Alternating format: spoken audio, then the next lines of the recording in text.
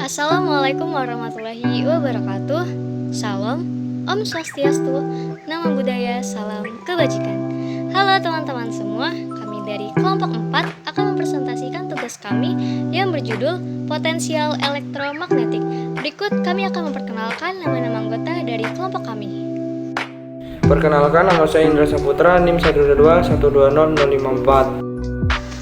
Perkenalkan, nama saya Terenisa Nurul Hikmah dengan NIM 1221200. Perkenalkan, nama saya Santi Riana Stuti dengan NIM 122120011. Perkenalkan, nama saya Rahma Dia Puspita dengan NIM 122120067. Halo, perkenalkan nama saya Anissa Putahriwanti dengan NIM 122120131. Perkenalkan, nama saya Dela Indah Purwanta dengan NIM 1221304. Saya Galuh Ketmanini dengan NIM 122120027. Perkenalkan, nama saya Indah Bintang Lestari dengan NIM 122120046. Nama saya Andrew Christopher dengan NIM 122120019.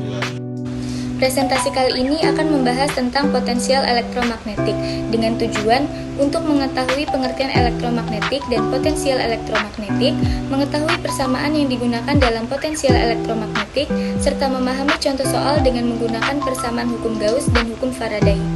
Yang pertama adalah pengertian elektromagnetik. Elektromagnetik sendiri adalah gelombang yang bisa merambat meski tidak terdapat medium.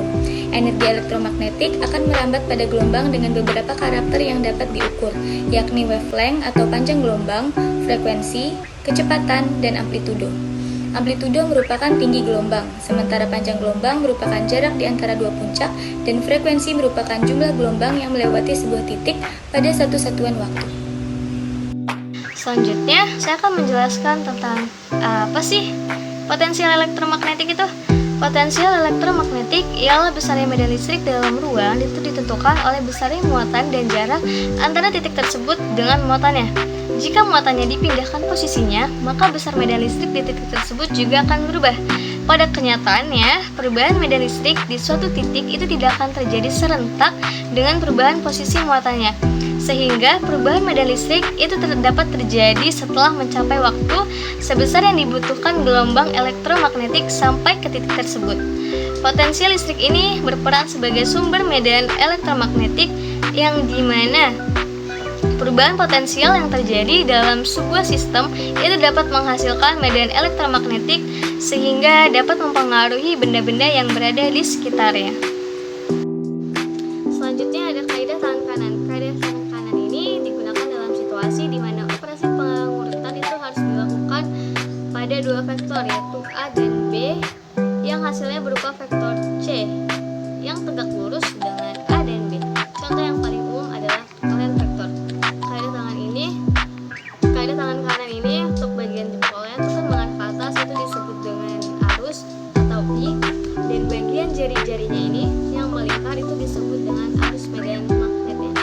Elektromagnetik, persamaan Maxwell. Persamaan Maxwell adalah kumpulan dari 4 persamaan, di mana setiap persamaan menjelaskan satu fakta sejalan.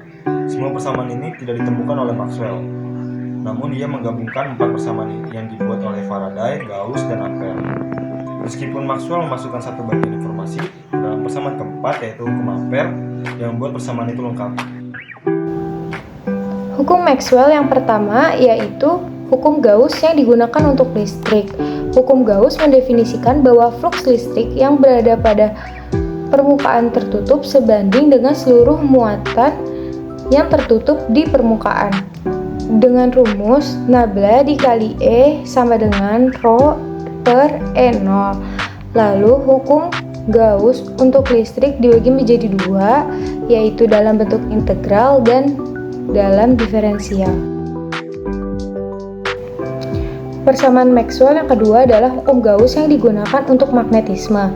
Hukum Gauss mendefinisikan bahwa derivasi medan magnet sama dengan 0. Hukum ini berlaku untuk fluks magnet melalui permukaan tertutup dengan rumus nabla dikali B sama dengan 0. Hukum Gauss untuk magnetisme dibagi menjadi dua, yaitu integral dan diferensial.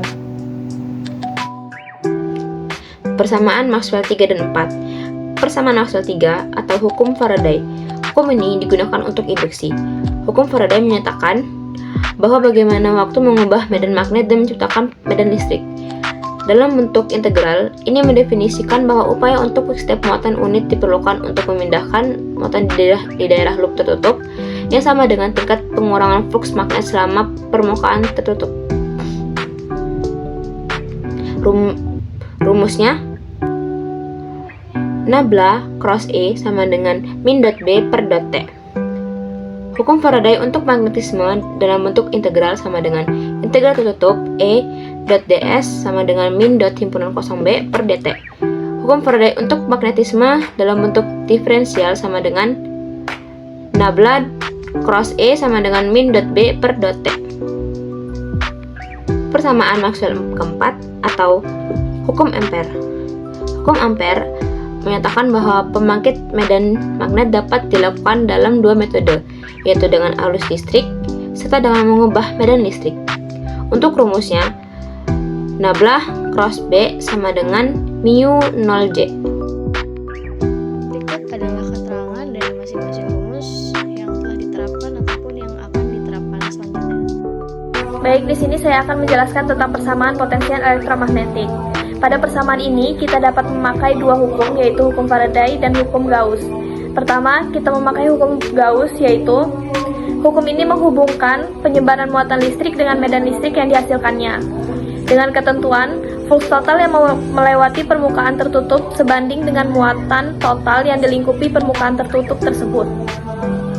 Yang kedua, menggunakan hukum Faraday. Hukum Faraday terdapat dua jenis, yaitu hukum Faraday 1 dan hukum Faraday 2. Yang pertama, hukum Faraday 1 menentukan setiap perubahan medan magnet akan menyebabkan gaya gerak listrik atau GGL yang diinduksi oleh kumparan tersebut. Sedangkan hukum Faraday 2 menyatakan tegangan GGL induksi di dalam rangkaian tertutup adalah sebanding dengan kecepatan perubahan flux terhadap waktu. Persamaan Maxwell tentang teori medan elektromagnetik dapat dibedakan menjadi dua persamaan, yaitu berdasarkan hukum Gauss dan juga berdasarkan hukum Faraday. Yang pertama yaitu hukum Gauss. Hukum Gauss terdapat dua persamaan. Persamaan yang pertama yaitu flux listrik yang menembus suatu permukaan dengan rumus flux sama dengan E dot A. Kemudian persamaan kedua yaitu flux medan listrik yang menembus sebuah bidang mempunyai sudut dengan rumus flux sama dengan E dot A cos theta. Yang kedua yaitu hukum Faraday. Berdasarkan bunyinya, rumus hukum Faraday 1 dapat dituliskan dengan G ekuivalen Q atau G ekuivalen IT. Berdasarkan bunyi hukum Faraday 2, maka rumus yang diperoleh yaitu G ekuivalen ME atau G ekuivalen AR per X. Kemudian penggunaan hukum Gauss. Nah, sebelumnya berdasarkan hukum Gauss itu terdapat dua rumus, yaitu flux listrik yang menembus suatu permukaan dan flux listrik yang menembus sebuah bidang permukaan yang mempunyai sudut. Nah, pada penggunaan hukum Gauss ini akan lebih penggunaan di setiap objek. Pada hukum Gauss pada permukaan tertutup itu sama dengan hukum Gauss sama dengan integral S E dA sama dengan sigma I per epsilon 0, di mana S itu adalah permukaan tertutup. Hukum Gauss sama dengan integral tertutup dari D dA sama dengan sigma QI D sama dengan sigma 0 dikali E. Kemudian hukum Gauss di sekitar kawat bermuatan merata. Nah, pada ini menggunakan rumus Q per L sama dengan lambda.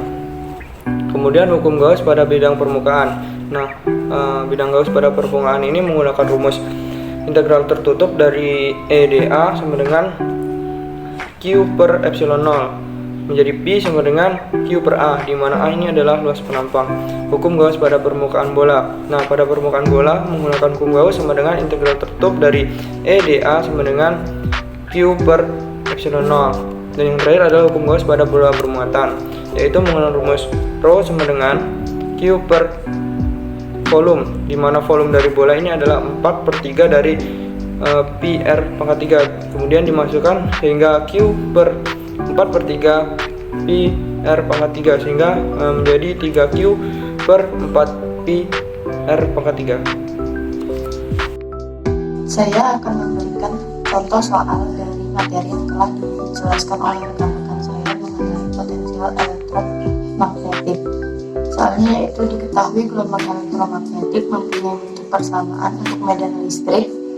Vektor E sama dengan I/Pi epsilon 0 cos Z akar epsilon mu dikurang T plus J/Pi epsilon 0 sin Z akar epsilon mu dikurang T. Hitunglah persamaan medan magnet. Dari soal tersebut dapat digunakan rumus nabla cross vektor E sama dengan min dB per dt. Penjabaran dari nabla cross vektor E dapat dijabarkan dengan menggunakan matriks, sehingga didapat nabla cross vektor E sama dengan epsilon 0 akar epsilon mu min J/Pi sin Z akar epsilon mu dikurang T dikurang I/Pi cos Z akar epsilon mu dikurang T.